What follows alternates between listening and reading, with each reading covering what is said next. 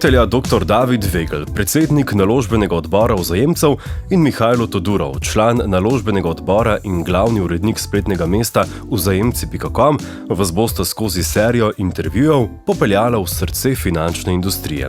Informacije, ki jih boste slišali v nadaljevanju, so zgolj informativne narave in predstavljajo mnenje voditeljev in ne nujno tudi podjetja Vzajemci skupina d.o.o. Stranke podjetja imajo lahko v lasti naložbe, o katerih govorita.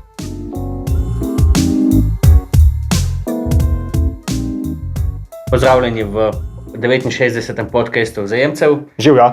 Živjo. Najprej tudi opravičilo za pretekli teden, ko bi morala z Davidom snemati webcast, torej neposredni prenos preko YouTubea, in je prišlo do tehničnih težav.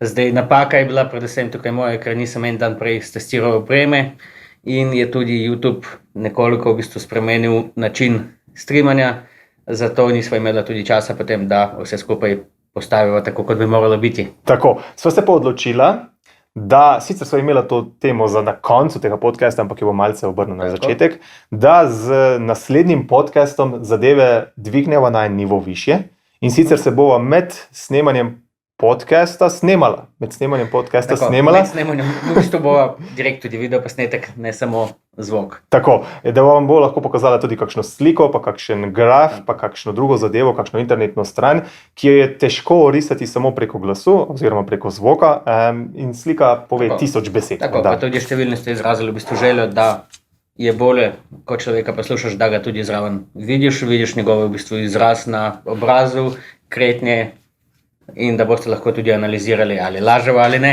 Tako, mi dva nikoli ne laževa, ampak bi potrebno eno stvar dodati, k frizerju morava iti, vsaj jaz, ti pa še ne.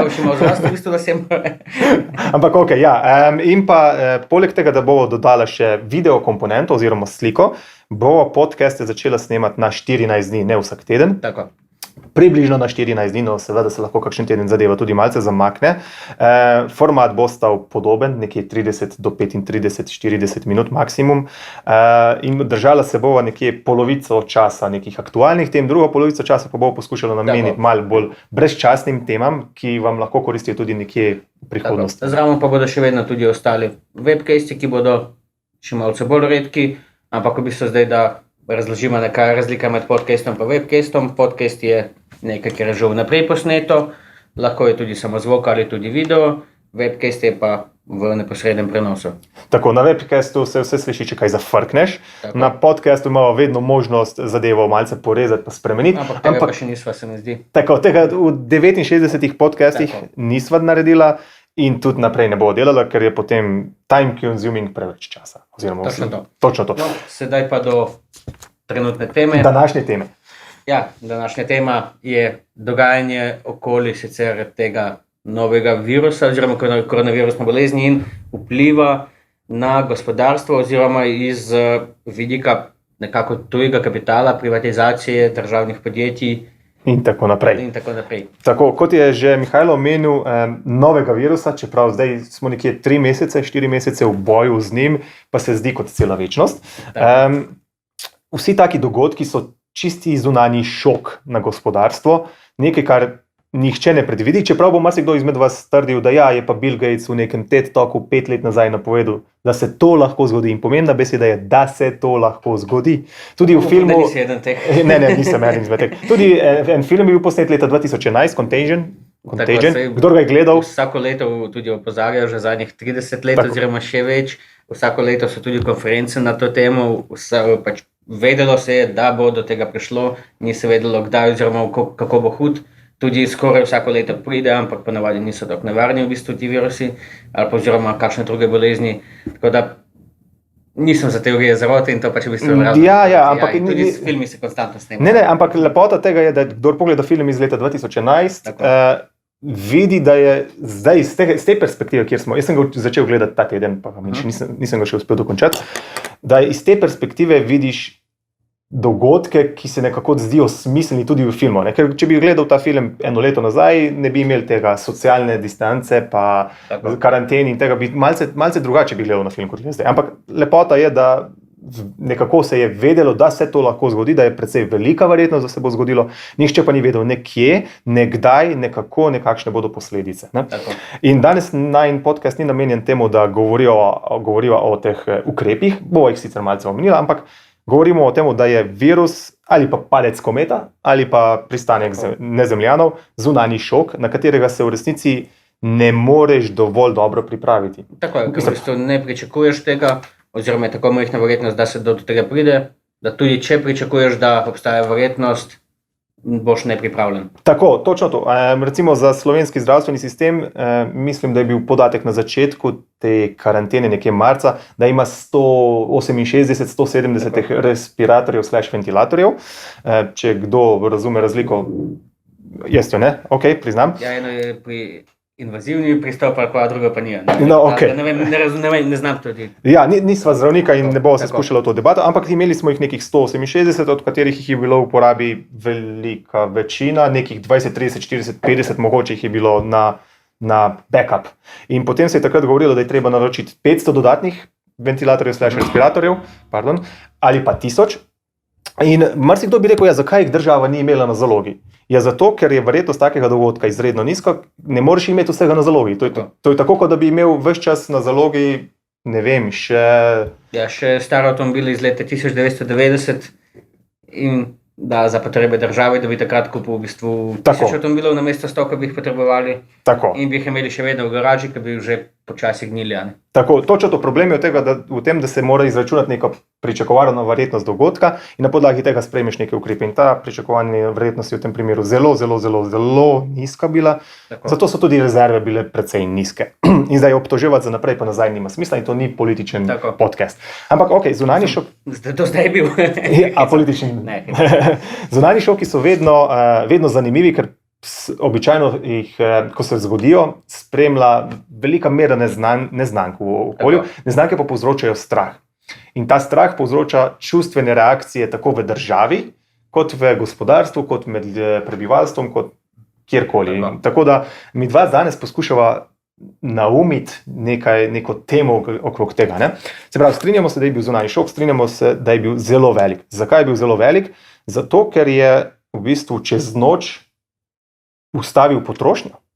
Tako, v bistvu vse skupaj je ustavil, vse neključne dejavnike v gospodarstvu oziroma pa sektorje. Tako, v bistvu je ustavil. Ja, temelj kapitalizma, kakorkoli ga že poimenujemo, je potrošnja. Ja, potrošnja in zadolževanje. Tako, in če nimaš ti potrošnika, ki bi nekaj kupil, potem nimaš ti firme, ki bi to zadevo prodala, se pravi, nihče ne dela, potem oni izgubijo šiht in tako naprej in tako naprej. In je taka zelo lepa spirala nastane. In nihče si ni predstavljal, da se to lahko zgodi tako hitro. Ampak mi smo kot država, kot Evropa, kot svet, efektivno v nekaj tednih ustavili potrošnjo na nebistvenem nivoju. Se pravi, hrana, elektrika. Gospodarstvo smo ustavili.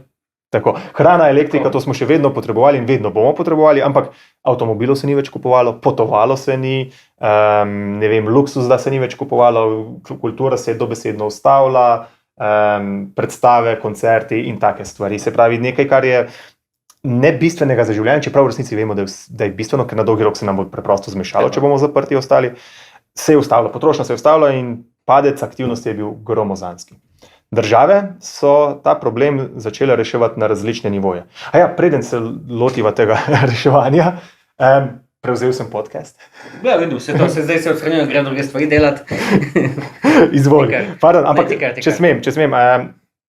Zdaj, marsikdo reče, ja, kako so se pa borze odzvale. Ne? Fascinantno je to, da do nekje konec februarja so bile borze v vzponu. Tako, ja. Gospodarski podatki so bili takrat še dobri, ker gospodarski podatki prihajajo z res zamikom, nekaj 2 meseca ali pa 3 mesečnim zamikom. Zadnji dan ali pa zadnji 2 dni februarja se je začelo vse skupaj sesuvati. Tako, ampak takrat se je sesulo par procentov, potem se je pa v marcu res sesulo. Tako se je v roku 2 tednov za 30% vse skupaj znižalo. Tako, tu je bila ena najhitrejših korekcij, začetek medvedjega trenda, kakorkoli že temu gledamo. Če tako pogledamo, v bistvu je tudi v 2 tednih praktično gospodarska aktivnost je zato padla. Ker če gledamo tudi pri Sloveniji, če imamo 7% padec BDP-ja napovedan za letošnje leto, tam nekje, se je to vse skupaj zgodilo v roku 2 mesecev. Tako. Kar pomeni v bistvu, ker je to okoli 40%, v bistvu se vse aktivnosti ustavlja. Tako, in pa borza je pa neke vrste mašina, borza predstavlja mnenje vseh udeležencev kapitalskega trga. Tako, ja. To so posamezniki pa institucije, tako, ki kupujejo nekaj na podlagi tega, ker domnevajo, da bo nekaj več uredno ali pa manj uredno v prihodnosti. In fascinantno je bilo to, da je takrat borza čez noč začela padati v prepad, da so videli samo konec sveta dobesedno. Potem nekje druga polovica marca, tam 23, 25, 20 nekje, se pa zadeva kar naenkrat ustavila. In takrat so vsi rekli, zdaj je pa konec problemov, čeprav so se v gospodarstvu šele začeli pojavljati. Je bila pa tudi lepa šola, v bistvu ta padec, ker so ljudje, ogromno v bistvu tudi ljudje ne mislijo prej, da so naklonjeni tveganju, da so pripravljeni tvegati. Tukaj, ko se je začelo sesuvati, so pa videli, da dejansko ne prenesejo takega padca. Tako, lepota je bila točno v tem, ker kot svetovalca oba veva, da pogosto s strankami na začetku investicij se pogovarja z njimi, kakšen padec ste pripravljeni prenesti. In tudi marsikatera družba za upravljanje ima v svojem vprašalniku to vprašanje. In tam so običajno možnosti do 10%, do 30%, do 50%, kakorkoli že. In vsi so precej korajžni. Ja. Potem se pa zgodi 30% padec, ki je v bistvu direktna korekcija, ki nima nobene veze z realnostjo. In mi smo naše stranke opozarjali, da tako hitrim padcom običajno sledi odboj, ki se zdaj dogaja in je presenečenje v nasprotno smer.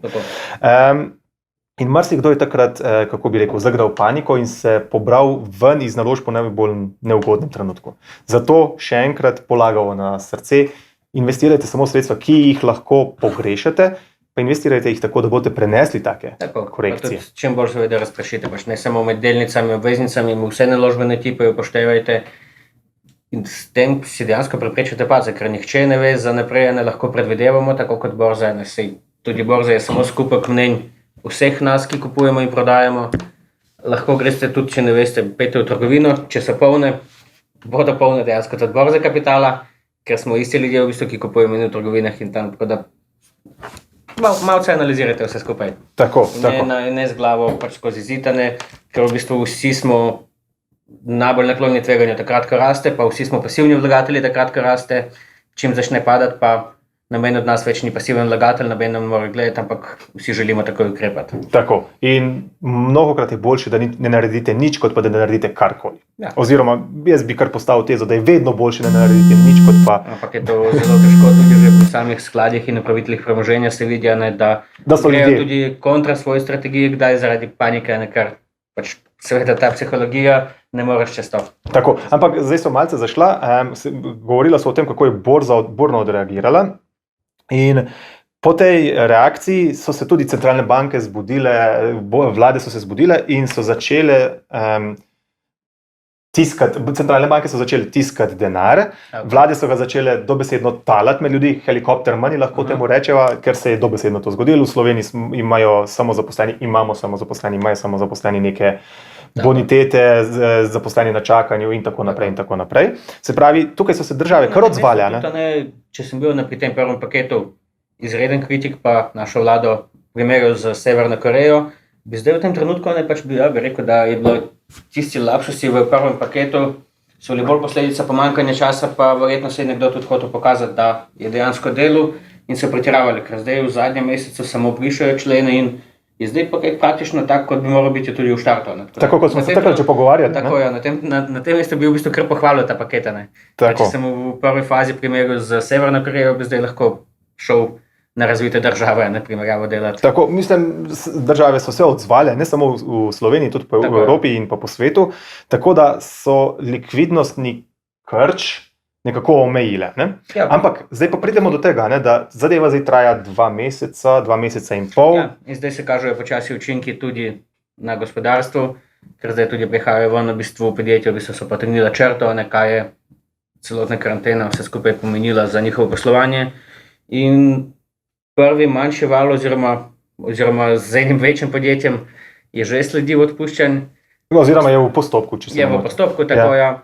Ostalo pa v bistvu bo zdaj počasi začelo tudi prihajati, ker bodo podjetja zdaj dejansko videla, ogromno se bo tudi videlo na turističnem sektorju, gostinskem, tudi kakšna proizvodnja, če ne bo povpraševanja, seveda, ne moreš toliko proizvajati stvari, in posledično vse skupaj povleče za sabo. Tudi storitveni sektor, zdaj, če bo manj turistov na določenih potrošnja se še vedno ustavlja. Tako. Če povzamemo, lepo si rekel, recimo, še vedno ne smemo nekako prosto potovati, še vedno so neke storitve omejene, počasi se jih sprošča, ampak mi smo marca državo ustavili v tednu dni, recimo, zdaj pa zaganjamo, recimo, ene 2, 3, 4 tedne počasi zadevo zaganjamo in jo bomo še nekaj tednov ali mesecev zaganjali. Potem bo pa še ta strah v potrošnikih prisoten še nekaj časa, kar pomeni, da šoki na gospodarstvu ne bojo sicer tako ostri, kot so bili marca, ampak bojo dolgotrajni. Je pa vprašanje glede tega strahu pri potrošnikih, če gledamo na primer Kitajsko, ki je že konec marca začela odpirati, če se pri tem v bistvu tudi prodaja teh novih avtomobilov za prevoza, za ljudi, za zasebno rabo, če se je znižala za več kot 90% pri tem, je po tistem odprtju praktično poskočila skoraj da nazaj tam, kjer je bila pred karanteno. Tako da iz tega vidika dejansko je odboj hitrejši, kot se je pričakovalo. Ja, ampak je pa slabši, naprimer, pri tistih delovnih sili, naprimer, ki se je vrnila za tovarne, vse dela, ampak dejansko zdaj vidijo v bistvu, da jih veliko ne rabijo, ker v bistvu ni naročila po njihovih izdelkih. Tako. Jaz sem se pogovarjal s prijateljem iz Kitajske, ki že tam 12 let živi tam, in je lepo rekel, bili so nekaj mesec, 2 meseca pred nami, in oni so bili že v karanteni, ko smo mi še samo sanjali o karanteni, potem so bili pa tudi že ven iz karantene, ko smo mi še vedno bili v karanteni. In takrat je omenil, da, ko so se slišali v enem pogovoru, da so bili precej optimistični, ko so se vrnili na delo, zdaj se pa cel drug svet ustavlja in da ni več povpraševanj po njihovih izdelkih, oziroma ga je bistveno manj in zato se že odpušča.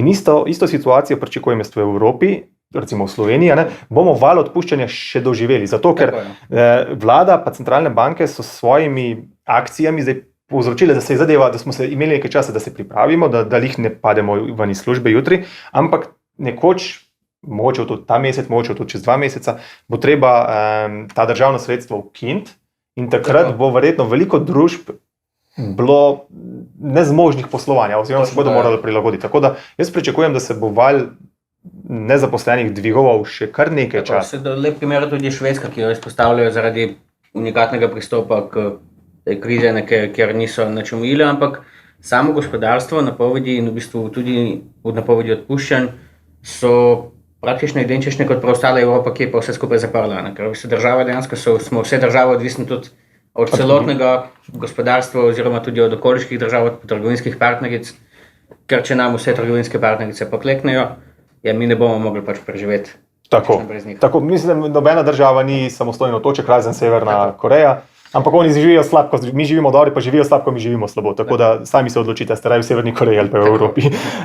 Točno to, posledice bojo. Ampak jaz bi se zdaj vrnil še tukaj malce na borzo. Doživeli smo zelo hiter padec, potem pa visok strm odboj, ki nas preseneča. Ampak zdaj izgleda, da smo spet na neki točki počasnega prevoja. Saj jaz imam tak občutek, kar pomeni, da borza je najprej čustveno odreagirala, da bo konec sveta, potem so ugotovili, da mogoče njih konec sveta ne bo, pa dajmo to nadoknaditi. Zdaj bo pa ta realnost počasi se ukomponirala noter, zdaj jaz ne pričakujem nekih hudih rasti, prej pričakujem nek pullback, da se malce nazaj potegnemo, da se zadeve malce umirijo, potem, ko se bodo pa izkristalizirali, se bi pa počasi lahko začeli stabilno rastem pa naprej. Ker likvidnosti je dovolj, ne? Tako, in vsi vemo, kje se likvidnost pojavlja. Tudi preveč v bistvu in je država praktično, oziroma tudi centralne banke, so nadomestili izpad likvidnosti iz vseh drugih v bistvu segmentov. Zdaj v bistvu, če gledamo na podjetja, bodo manj investirala, manj odkupovala svoje delnice, manj imela denarja za razvoj gospodinstva oziroma tudi potrošniki bomo več varčevali oziroma več imeli pri sebi in manj tudi investirali v druge stvari. In to je tisto, kar mora država nadomestiti potem na drugi strani. Tako, zdaj sicer države še niso zagnale nekih investicijskih projektov, ampak v naslednjih mesecih jih verjetno bodo. Tako da likvidnost se pa vedno na koncu pokaže največkrat na borzi, vsaj na razvitih borzah. To, kar smo v štartu govorili, glavno temo, kaj v tem primeru bolje. Je bolje državno lastništvo, je bolje zasebno lastništvo.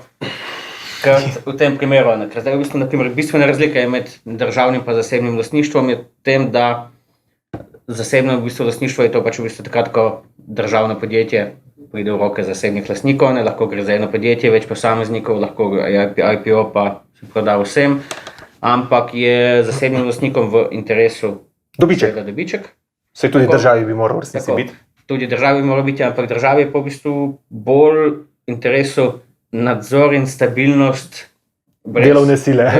Tako, ja. In tudi v tem primeru, zdaj, če gledamo, če povlečemo že tako črto za vsa leta v Sloveniji, državna podjetja delajo konstantno izgubo.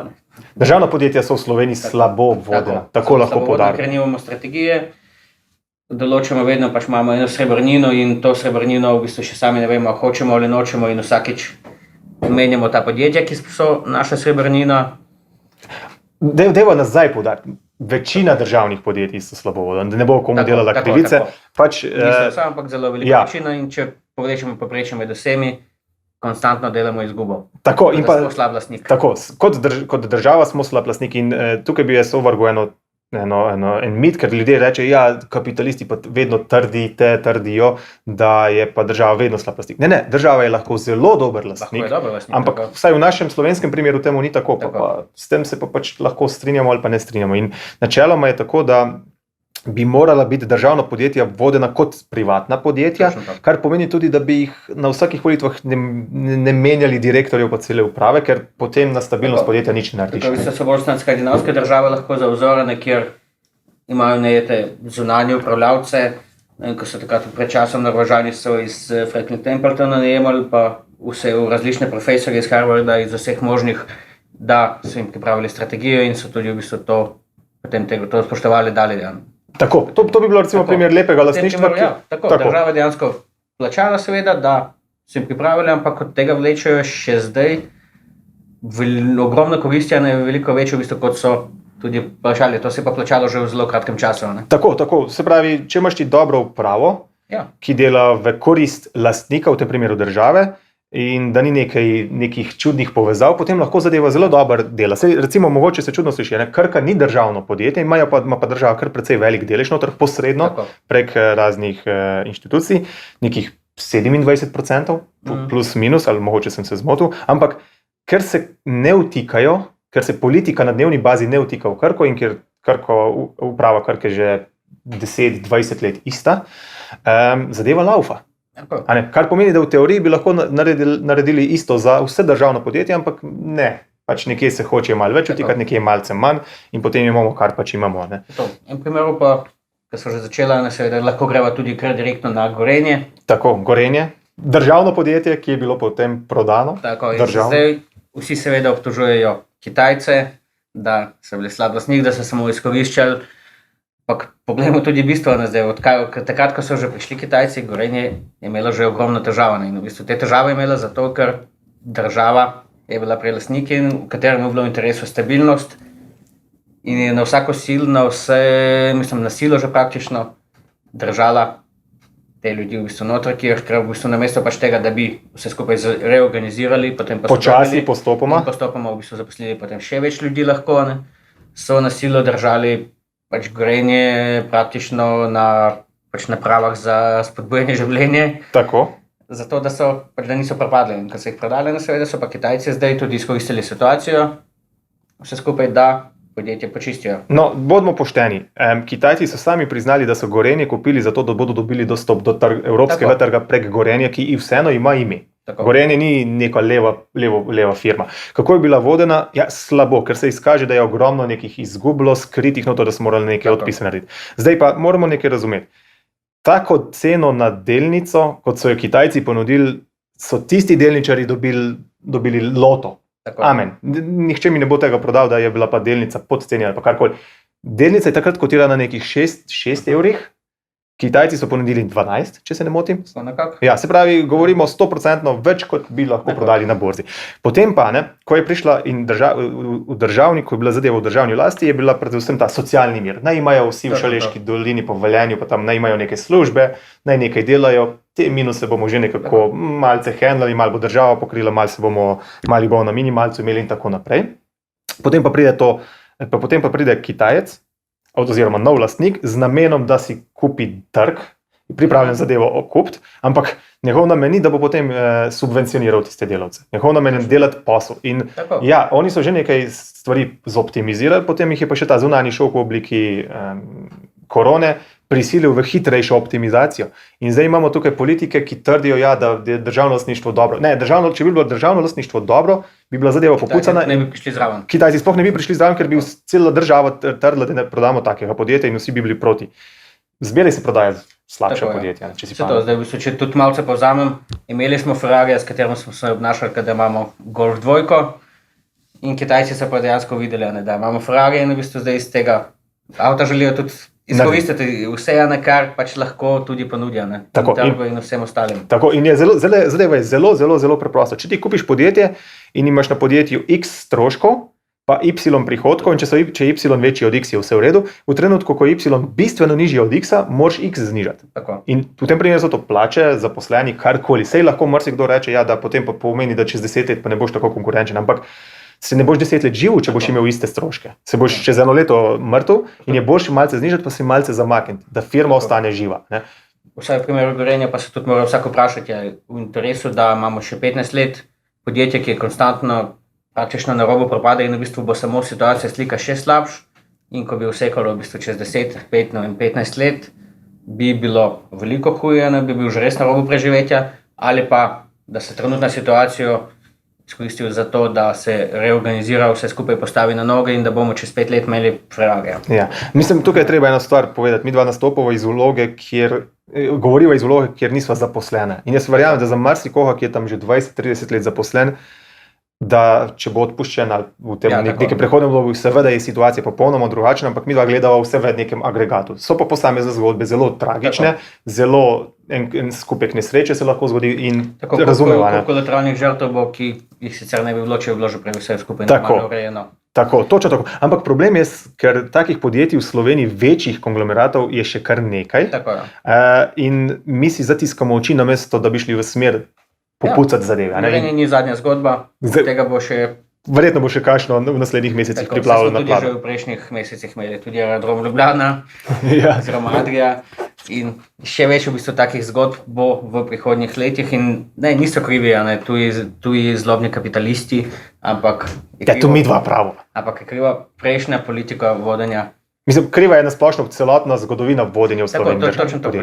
Niso samo levi krivi ali pa samo desni krivi.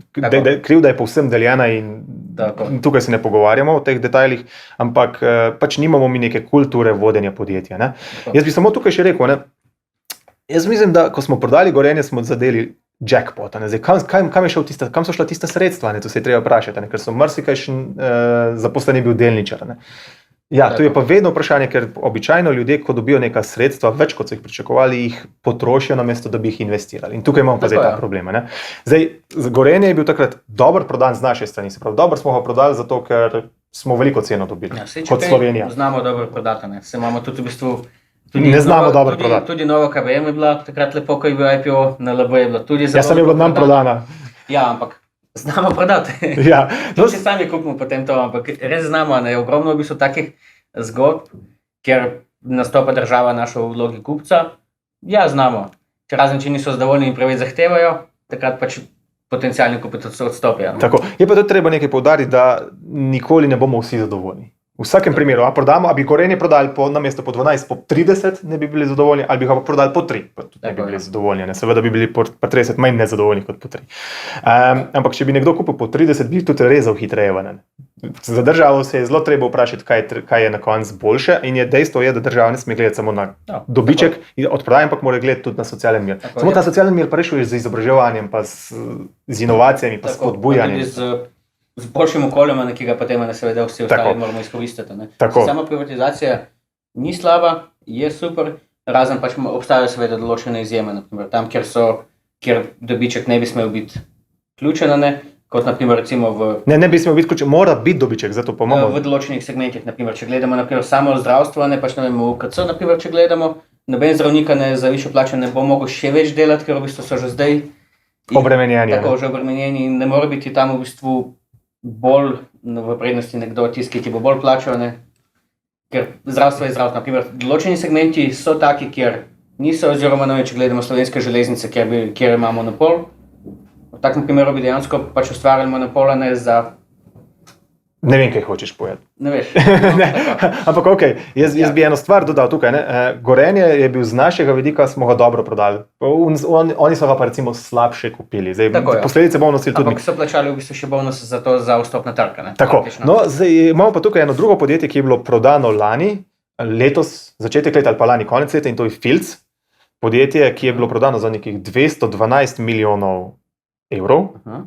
Pri čemer je bilo vsi analitiki, tudi vključno z menoj, ko sem jaz gledal bilance tega podjetja, sem rekel, ok, nekje med 130 plus minus bi jaz dal za njega in je ta podatek, mislim, da prejšnji teden prišel ven.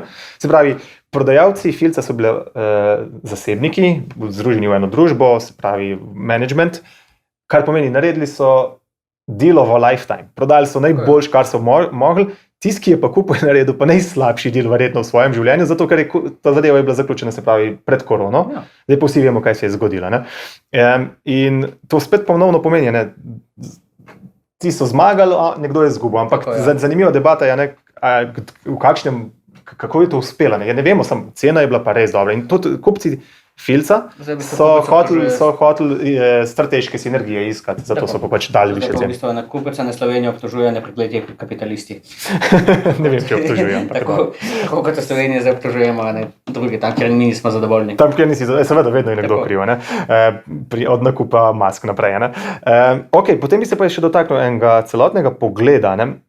Večina naložb, pa so rekla, da ko je bil strm padec, potem pa odbojno vzgor, večina svetovnih ali pa evropskih borz je precej više, kot je bila sredi marca. Se pravi, lep odboj smo doživeli, ampak en segment je bil pa zelo udarjen. In tu so finančne zadeve, banke. Recimo, če greste gledati slovensko borzo, ljubljansko borzo, Krka je nazaj na istih nivojih, Cinkarna je nekaj niže, ker je industrija, pa čeprav bojo dobre dividende izplačali. Recimo NLB je pa na blizu najnižjih nivojev. Tako, oziroma na nižji, če se ne motim, 37. Lahko da je bilo še nekaj niže, ne vem. Hočem pa tu povedati, zakaj so pa finančne družbe nasrkale? Pri finančnih družbah ne gre iskati vzroka v tej trenutni karanteni, ampak že pred 10 leti v začetku v bistvu te same strategije centralnih bank, ki jo vodijo, in so tudi finančne družbe vedno bolj omejene pri ustvarjanju dobička. So tudi v bistvu prisiljene više stroške drugje, da lahko zaslužijo. Se smo imeli v zadnjih 5 letih, vsaj 2 ali pa 3 leti take, kjer so banke z depoziti delali izgubo, oziroma so praktično banke subvencionirale gospodarstvo, zato da so drugje stroški dobili potem večje. Tako, in če se spomniš, IPO, ni bil IPO, ampak je bil secondary offer za NLB, je bil, mislim, da jeseni 2018.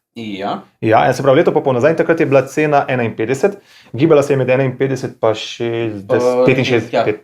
In mi dva so takrat rekla v samem podcastu, pa tudi v smernicah, pa tako naprej smo pisali, da če bi lahko dobil po 51, je bil to dober deal. Ampak danes je 37. Seveda so bile vmes enkrat ali dvakrat dividende. Tako je, pa tudi v bistvu je tudi poskočila, ker je dosti više v štartu. Potem se je pa zgodil tak šok in marsikdo, ki je takrat kupil, je zdaj globoko v minusu oziroma vsaj v minusu. Zakaj se to dogaja na finančnih družbah? Predvsem zato, ker banke imajo strani centralnih bank oziroma centralnih bank predpisan minimalen kapital. Kapital se pa je izračunal tudi z izgubo pa dobičkom. In nekako se predvideva, da bojo banke zaradi poplave denarja, pa nižjih obrestih in vsega skupaj imele nižje dobičke oziroma lahko celo izgube, kar bo vplivalo na kapital. In takrat se pač banke na borzi takoj cena njihova prilagodi, kar se lahko zgodi. Bančni sektor je predvsej prizadet, ker se prekinil. Hočem samo povedati to, da finančni sektor v Evropi predstavlja to, kar predstavlja tehnološki sektor v ZDA. Tudi delež v indeksu je malo čez 30% v tem splošnem, nas bančni sektor, zdaj pa v bistvu tehnološki.